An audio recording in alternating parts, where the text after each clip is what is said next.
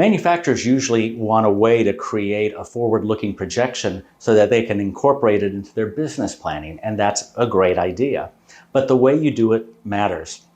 Sometimes companies spend entirely too much time and effort crafting these very detailed forecasts, and you have to ask yourself, is it really worth the effort? And sometimes the answer is no, it's not. But if you do want to use a forecast, you don't want to get into a situation where you're going to your sales team and you're asking them impossible questions, which is, please come to me and tell me how many units you're going to sell in July, August, September, so on and so forth, and do that for all the SKUs.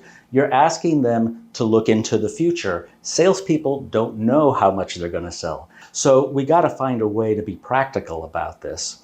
And you don't want to engage in market timing exercises that are futile. So there are two opportunities to simplify this whole affair. One is to think about how you use the forecast to drive operations.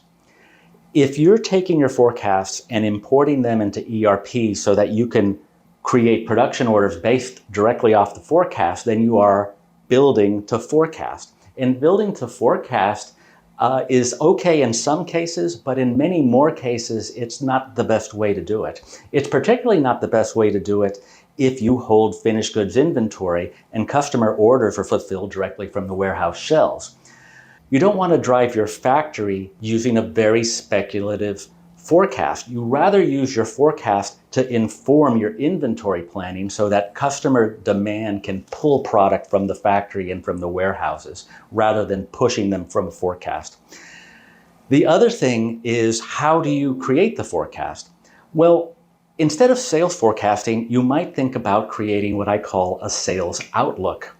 Now, a sales outlook is a very abbreviated forecast, but what it aims to do is to get those valuable insights from your sales team that paint a picture of the market going forward so that you can incorporate it into your production planning. Now, the sales outlook is just a couple of numbers. You're not asking them to go to hell and back and create these large data sets for every SKU. And you can take these sales outlooks and incorporate them into your SIOP process so that periodically you're revisiting your forward-looking projections and incorporating that into your business planning. You can make your life a lot easier while still retaining the quality and benefits of forward planning.